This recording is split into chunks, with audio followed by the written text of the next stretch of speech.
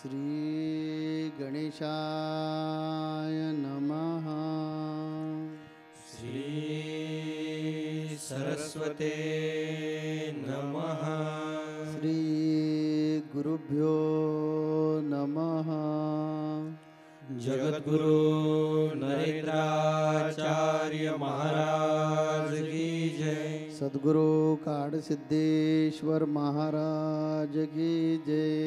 संत शिरोमणी गजानन महाराज की जय। आद्य जगद्गुरु रामानंदाचार्य महाराज की जय। सिया वल्लभ रामचंद्र की जय। गुरुर्ब्रह्मा गुरुर्विष्णू गुरुर्देव महेश्वरा गुरुर्साक्षात् परब्रह्म तस्मै श्री गुरवे नमः। सार्थ श्री ज्ञानेश्वरी अध्याय 6 श्रीराम। तरी मी तव सकळ देही असेत विचारू नाही, आणि तैसेची माझ्या ठाई सकळ असे। हे ऐसेची संचले परस्परे मिसळले, बुद्धी घे पे तुले हो आवेगा। एरवी तरी अर्जुना जो एकवटलिया भावना, सर्वभूती अभिन्ना माते भजे। भूताचेनी अनेकपणे अनेक नोहे अंतकरणे, केवळ एक तत्वाची जाणे माझे जाणे सर्वत्र जो। मग तो एक हा मिया बोलता दिसतसे वाया। एरविन बोलीजे तरी धनंजया तो मीची आहे। पुंडलिक वरदे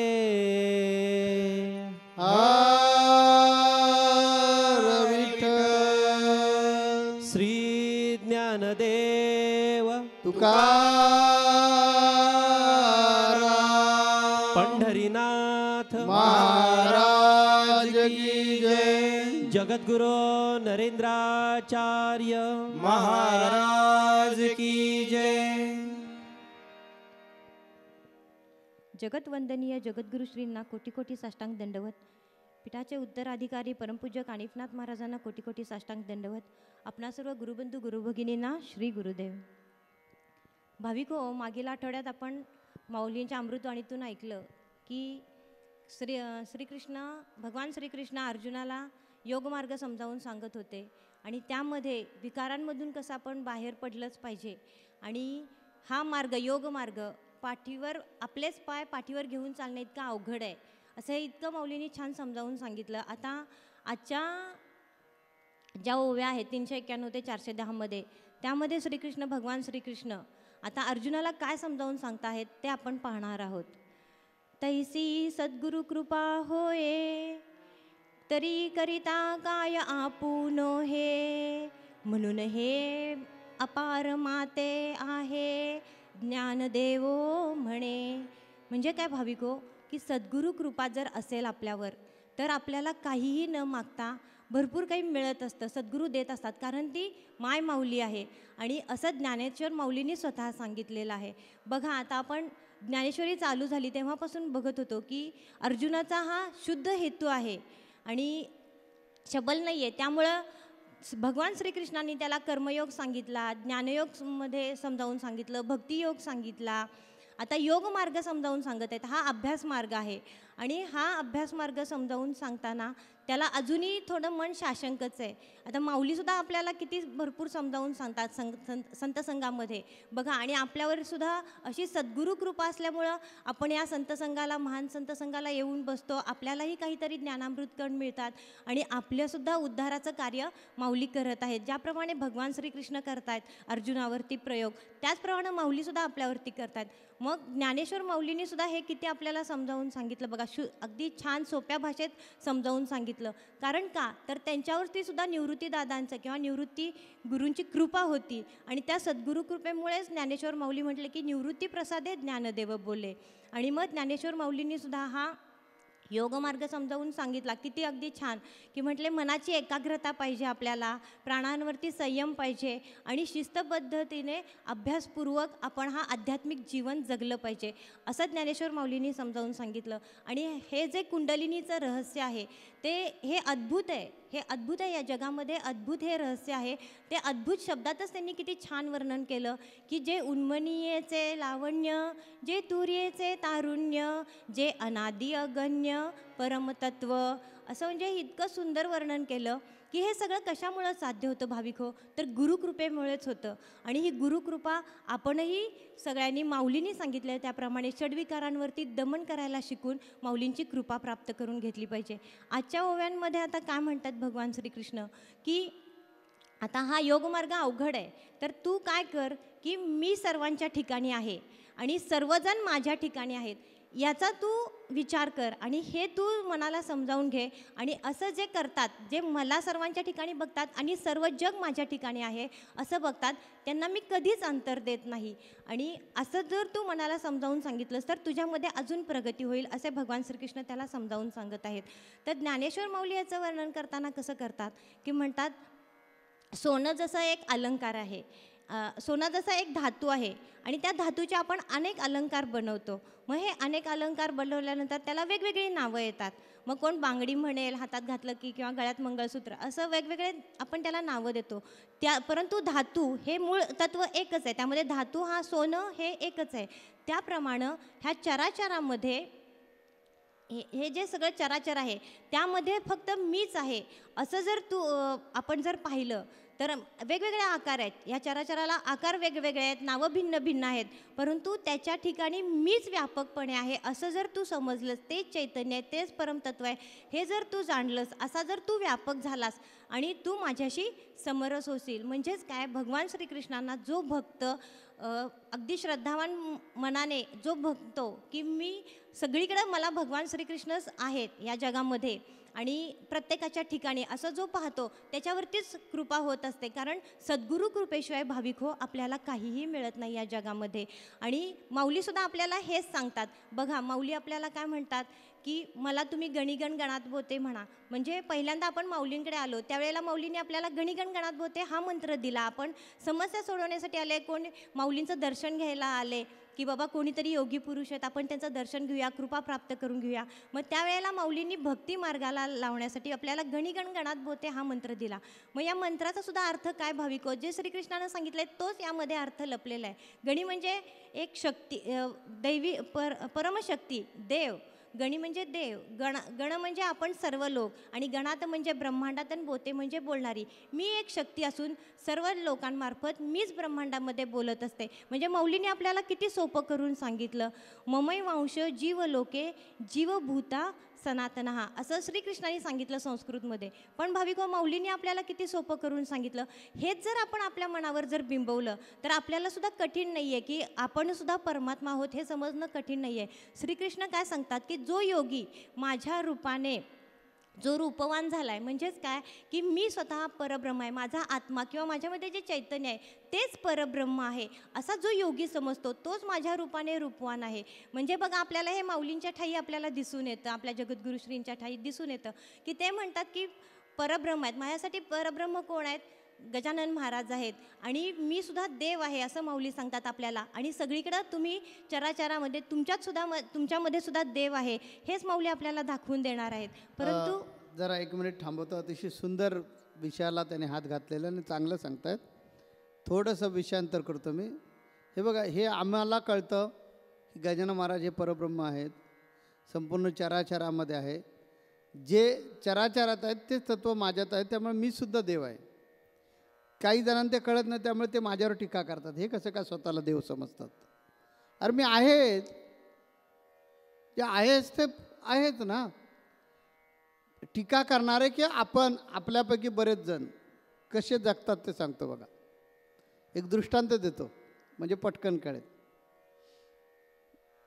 4 हाताकडे पाहिलं माझ्या, 4 जण मित्र असतात. आता मित्र म्हटलं की जवळजवळ एकमेकांच्या खोड्या सामानच असतात ना. एकमेकांशी मिळतं जुळतं झाल्याशिवाय मित्र होता येत नाही. त्या 4 पण घेणारे असतात, फुल टाईट होणारे. एक दिवशी पावसाळ्याचे दिवस असतात आणि नदीच्या पलीकडे त्यांचं टायमिंग झाल्यावर घ्यायला जातात. तिकडे दारूचा अड्डा असतो, त्या अड्ड्यावर जातात आणि ढोस ढोस झोसतात, फुल टाईट होतात आणि चला म्हणा काळं बोला आपल्याला घरी जायचं. असं करून घरी जायला येतात. मध्ये नदी येते. नदी आल्यामुळे त्या नदीवर एक ब्रिज असतो, पूल असतो. त्या पुलावर चढतात आणि 4 जण लटपटत लटपटत नदीच्या पलीकडे येतात, म्हणजे आपल्या गावात येतात. आणि एक त्याच्यामध्ये जास्त चढलेली असते जरा त्याला ज्यादा, त्यानंतर थांबा ना, अरे काय झालं काय? आपलं तर पडला ना, पुलावरून पडला की, म्हणजे आपल्यातला एक माणूस पुलावरून पडलाय. बरं, दुसऱ्या म्हणतो नाही रे सगळेच आहेत, अरे नाही मोजलं पाहिजे. आणि मग ते सगळेच आहेत म्हणतो. एक म्हणतो नाही पडलाय म्हणून कोणतरी आपल्यातला कमी झालाय आणि मोजायला सुरुवात करतात. पुलाच्या तिकडून चालत चालत इकडे येतात, पायटंडा उतरतात आणि तिथेच त्यांचं 4घांचं भांडण सुरू होतं. तो म्हणतो तू मोज, तू मोज. मग मोजायला सुरुवात होते. 1 2 3. अरे एक नाही आपल्याकडे. दुसऱ्यांदा मी मोजतो.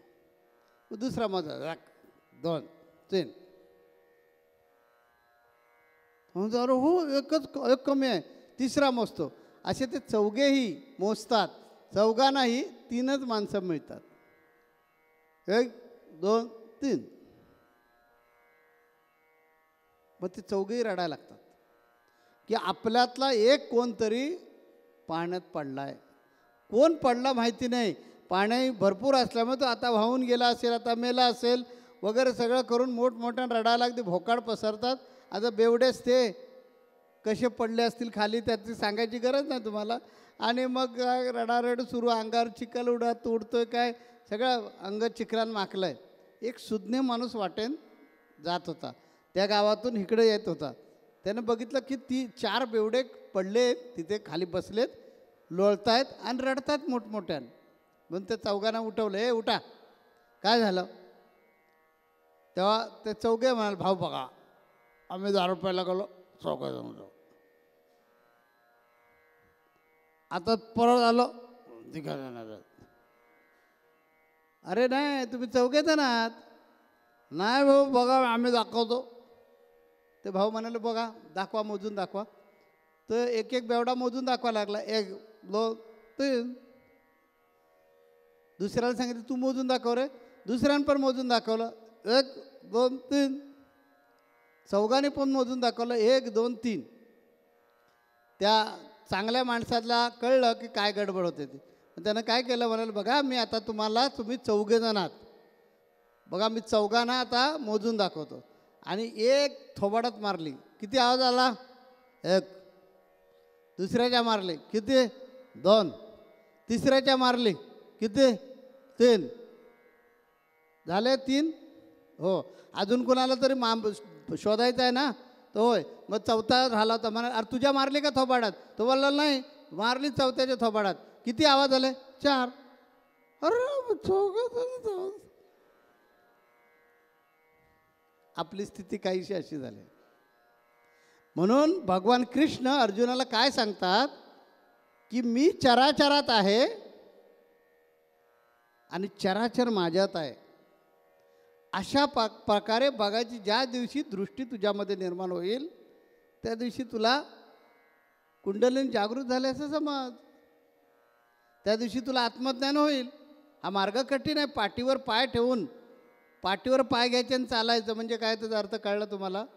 की पाठीवर पाय घेऊन कधी चालता येईल का? ते जसं चालता येत नसं योग मार्ग सगळ्या मार्गांमध्ये कठीण मार्ग आहे, पण म्हणतोस एवढाही कठीण नाही आहे. त्याच्यासाठी मी तुला सगळे मार्ग सांगितले. ते जमत नसतील तर तुला आणखीन सोपा मार्ग सांगतो. काय कर की सगळ्यांच्या ठिकाणी मला समज आणि माझ्या ठिकाणी सगळं विश्व आहे समज. मला वाटतं ज्ञानमार्गामध्ये मी तेच सांगतो ना तुम्हाला, की मी चराचरात आहे म्हणून मला कुठूनही हाक मारा आणि मी उठवतो की नाही बघा. तुम्ही या घरात झोपा, जा त्या घरामध्ये येऊन उठवतो की नाही बघा. 4 लोकांच्या मध्येच जाऊन झोपा, कपाटात जाऊन बसा, येऊन उठवतो की नाही बघा. का? कारण मी देह मोजत नाही, त्या देहातलं चैतन्य हे मी आहे. त्यामुळे मला पाण्यात बुडून सांगा, अंथरुणाला बसून सांगा, झोपलेले असताना सांगा, जागेपणी सांगा, कुठेही सांगा. विमानात बसले आणि तिथून सांगितलं तरी मी तिथेच आहे. अमेरिकेतून सांगा नाही तर आणखी कुठेही सांगा, तुम्ही ब्रह्मांडामध्ये कुठंतरी आहात ना. मग मी पूर्ण ब्रह्मांड व्याप्त आहे असं ज्याला निसंशय ज्ञान झालं त्याचं नाव आत्मज्ञान. ते मला झालेलं आहे म्हणून मी सांगतो मी देव आहे, मीच कृष्ण आहे, मीच राम आहे, मीच गजानन आहे, मीच परमात्मा आहे, मीच चराचरामध्ये सगळीकडे आहे. आणि मीच कशाला? तुम्ही पण तेच आहात. ज्ञानेश्वर माऊलीने तेच सांगितलं ना की ओ यार पखाल्याचा रेडा का नाही बोलणार, तोही बोलू शकेल. म्हणून तर मी सांगतो ना की सांगा त्या सापाला, थांबतो का बघा. कारण त्याच्यातलं चैतन्य माझ्यातलं चैतन्य एकच आहे. आता मला वाटतं तुम्हाला कळलं असेल जे भगवान कृष्णाला अर्जुनाला सांगायचं आहे ते हे सांगायचं आहे की अर्जुना, जर तुला ज्ञानप्राप्ती करून घ्यायची असेल तर जरी तो मार्ग कठीण असला तरी काळजी करू नको रे. इतका तो सोपा आहे की तू सगळीकडे आहेस हे लक्षात ठेव. माझ्यामध्ये पण तू आहेस आणि तुझ्यामध्ये पण मी आहे. म्हणजे तू संपूर्ण चराचरात आहेस आणि संपूर्ण चराचर तुझ्यात आहे असा दृढ निश्चय कर. असा दृढ निश्चय करण्यासाठी विषय इंद्रिय जी आहेत हे आपोआपच नागी टाकायला सुरुवात करतील. यासाठी समरसता तुझ्याकडे आली पाहिजे आणि ही समरसता येण्यासाठी तुझा दृढ संकल्प असला पाहिजे. तेव्हा मला वाटतं आता आपल्याला सगळ्यांना कळलेलं आहे की अर्जुनाला भगवान कृष्णानं काय सांगितलं की अर्जुना, अरे तुझ्यातच सगळं विश्व आहे असं बघायला सुरुवात कर. बघा देव किती सोपं सोपं सोपं सोपं सांगतोय की तू काय कर की तुझ्यातच देव आहे हे बघायला, जगायला, मानायला तयार हो. बा संपला विषय. आज आपल्यापैकी बरेच जण हे मानायला तयार नाही आहेत म्हणून फक्त म्हणतात नाही स्वामी देव आहेत. आणि तू कोण आहेस? नाही आम्ही त्यांचे भक्त आहोत. अरे तू पण देव आहेस, देवाचा पुत्र देवच असणार ना. आपली सगळ्यांचीच जर उत्पत्ती देवानं केलेलं आहे आणि देवाचेच जर आपण सगळे अंश असू तर तुम्ही असं का स्वतःला समजता की तुम्ही देव नाही आहेत म्हणून? अज्ञानपणामुळे समजतं. आम्हाला ते ज्ञान झालं गुरूंच्या कृपेनं. त्यामुळे आम्हाला ठाऊक आहे की मीच त्या परमात्माचा अंश आहे आणि मी जर परमात्माचा अंश आहे तर परमात्मा म्हणजेच मी आहे. यालाच कुंडलिनी जागृत होणे म्हणतात. यालाच ज्ञान मार्गामध्ये ब्रह्मज्ञान किंवा आत्मज्ञान म्हणतात. तेव्हा भगवान कृष्ण अर्जुनाला सांगतात की अर्जुना, अरे बाबा काही कठीण नाही आहे, एकदम सोपं आहे. तू मला तुझ्यामध्ये पाहायला शिक. आम्हाला पटकन आमच्या हातून कुठलीही गोष्ट जी आहे ती चुकीची का घडत नाही? कारण आम्ही प्रत्येक वेळेला त्या प्रसंगामध्ये स्वतःला समोर समजतो. अरे ह्या माझ्यावर आला असता प्रसंग तर आपल्यावर आलेलं चालत नाही ना आपल्याला कधी. म्हणून भगवान कृष्ण काय सांगतोय, असा निश्चय कर ना, जरी हा मार्ग कठीण असला, पाठीवर पाय ठेवून चालणं एवढा जरी कठीण मार्ग असला, पाठीवर पाय ठेवून कधी चालता येणार? आपलेच पाय पाठीवर घ्यायचे आणि कसं चालणार? नाही चालता येणार. हे जेवढं कठीण आहे तेवढाच हा योगमार्ग जरी कठीण असला तरी भगवान कृष्ण सांगतात अर्जुन घाबरायची गरज नाही, टेन्शन घेऊ नको, मी आहे ना तुझ्याबरोबर. अरे एकदम सोपं आहे. तू सगळीकडे स्वतःला बघत जा की मीच आहे तिथे. मग तुझ्याकडून जो परोपकार पाहिजे तो होणार, तुझ्याकडून जी दया आली पाहिजे ती होणार, तुला क्षमा करण्याची वृत्ती वाढणार, कारण तू तुझ्यावर कधी रागावणार नाहीस ना. तुझं नुकसान व्हावं असं कधी तुझ्या मनात इच्छा येणार नाही ना, कारण तू समोर बघतोस ना स्वतःला की मी तिथे आहे, नाही नुकसान झालं पाहिजे.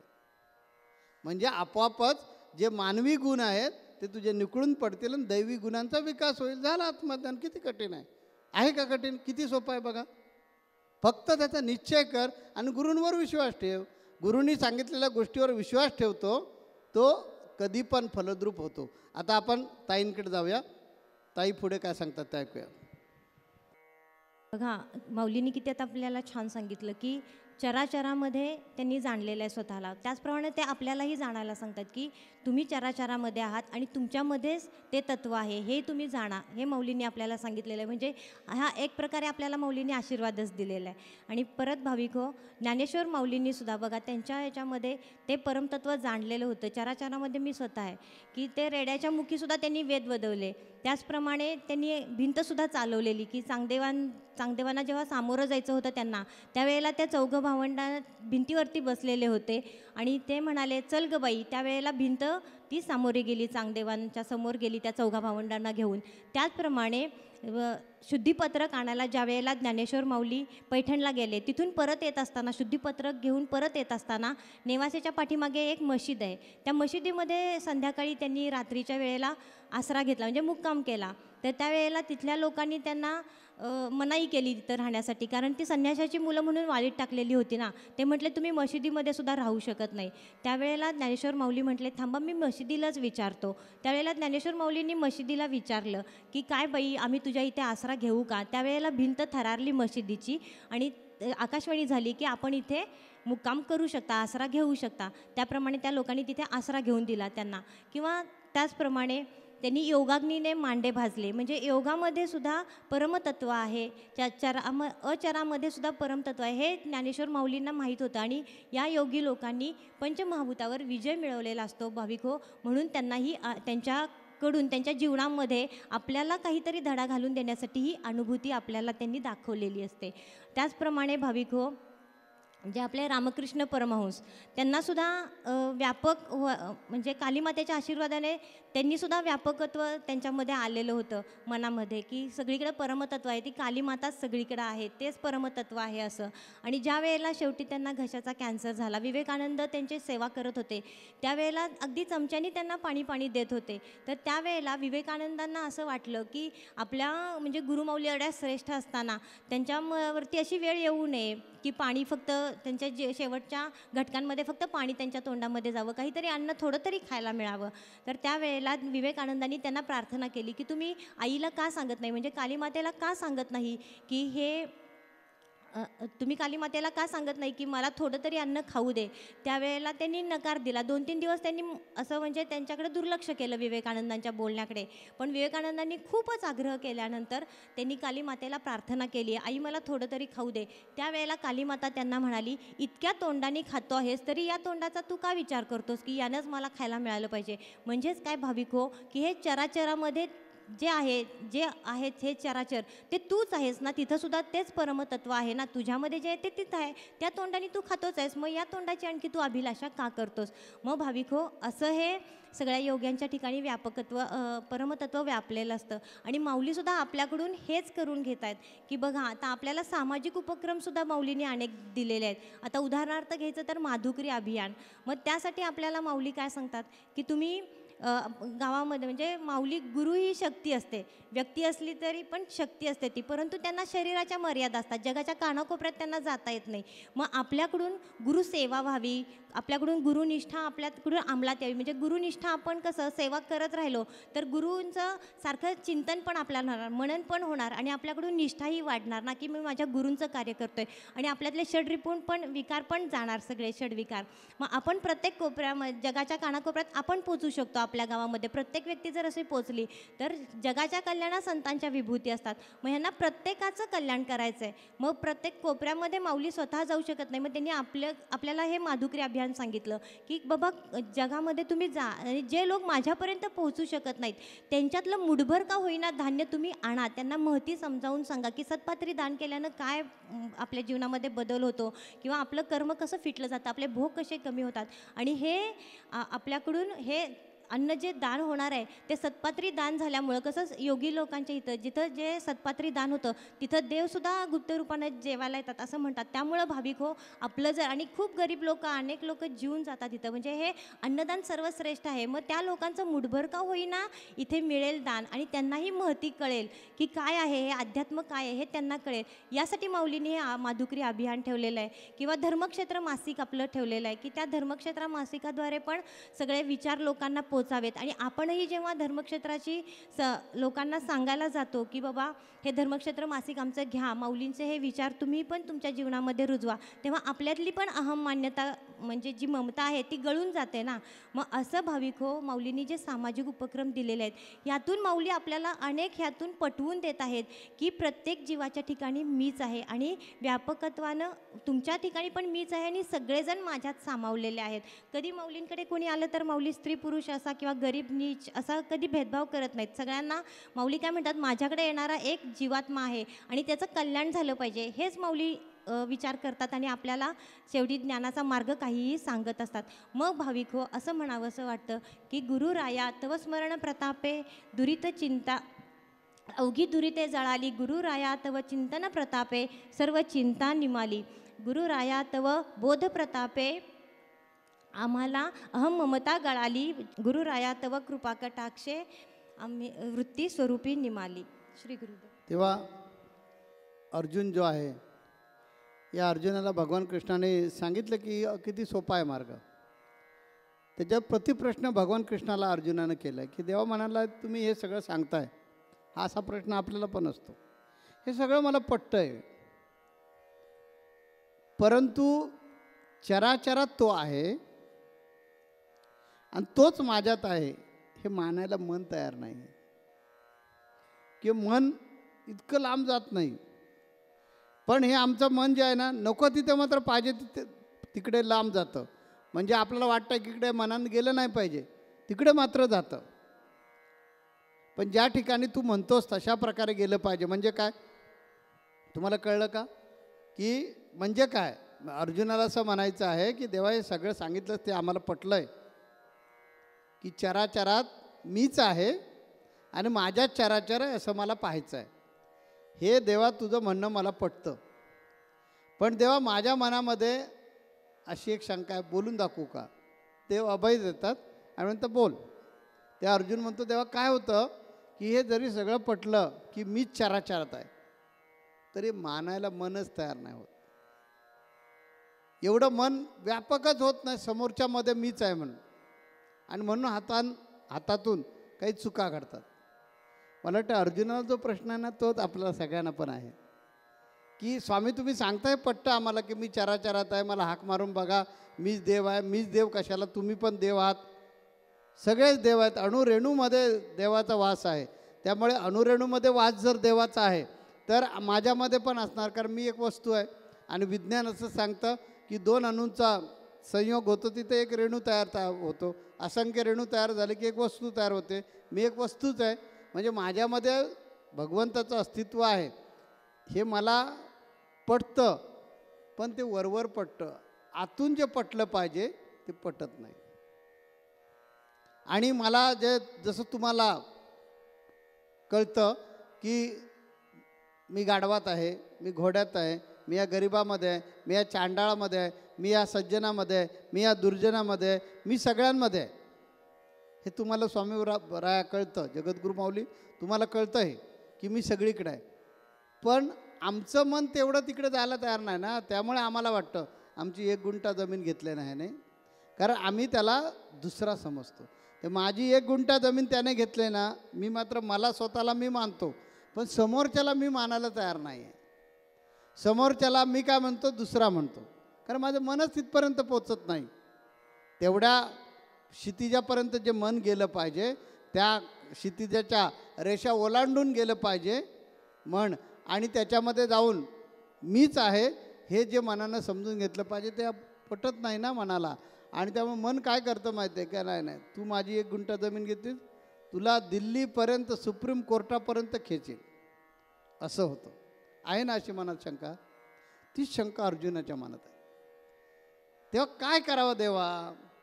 त्या देवाने त्याच्या सुंदर उत्तर दिलेलं आहे की देवाने सांगितलं की अरे अर्जुना, वैराग्य पकड. ह्या मनाला वैराग्यशील बनव. मान्य आहे की तुझ्या तिथे तुझं मन तिथपर्यंत पोचत नाही आहे. समोरच्या व्यक्तीमध्ये जाऊन तू व्यक्ती म्हणजेच मी आहे असं मानायला तुझं मन तयार नाही आहे ना, तर त्या मनाला वैराग्यशील बनव ना. म्हणजे इद न मम, म्हणजे ते माझं नाही आहे. तो जो जमीन आहे ती जमीन देणार नाही म्हणतो, असं जे म्हणतो त्यावेळेला आपला राग तू देत नाहीस म्हणजे काय माझी आहे, तू देत नाहीस काय, तुला सुप्रीम कोर्टापर्यंत खेचेन, असा जो राग येतो आपल्याला लगेच. म्हणजे आपल्यामध्ये क्रोध उपाळून येतो, म्हणजे तमोगुण उपाळून येतो आणि विषयामध्ये ही इंद्रिय गुंतायला सुरुवात होतात आणि मग मोठी आवळायला सुरुवात होते. दात, ॲक्शन, रक्ताचा प्रवाह सगळं बदलत जातं ना. एक फक्त मनानं गोष्ट घेतलेली असते, तो दुसरा आहे आणि ती जमीन माझी आहे. बस एवढंच मनानं सिग्नल दिलेला असतो शरीराला की ती जमीन माझी आहे आणि तो दुसरा आहे आणि ते आपल्याला पाहिजे म्हणजे पाहिजे. एवढं मनानं सिग्नल दिल्यामुळं आपली सगळी इंद्रिय कशी बदलतात बघा. रक्तामध्ये प्रवाह वाढायला सुरुवात होतो, तेव्हा राग येतो, डोळे लाल व्हायला सुरुवात होते. डोळ्याच्या ज्या रक्तवाहिन्या आहेत ह्या रक्तवाहिन्या लाल बुंद होतात. प्रवाह जोरात आल्यामुळे डोळ्यामध्ये लाली निर्माण होते. मनामध्ये क्रोध भडकून यायला सुरुवात होतो. हाताच्या मुठी आवळायला सुरुवात होते. एका मनानं फक्त सिग्नल दिला, परिणाम केवढा झाला. म्हणून त्या मनाला वैराग्यशील बनव. आता हे वैराग्याबद्दलचे धडे भगवान कृष्ण अगदी विस्तृत प्रकारे अर्जुनाला देणार आहेत. ते ऐकण्यासाठी आपण पुढच्या रविवारच्या संत संघामध्ये परत भेटू. जगद्गुरु नरेंद्राचार्य महाराज की जय. सद्गुरु काळसिद्धेश्वर महाराज की जय. संत शिरोमणी गजानन महाराज की जय. आद्य जगद्गुरु रामानंदाचार्य महाराज की जय. सिया वल्लभ रामचंद्र की जय.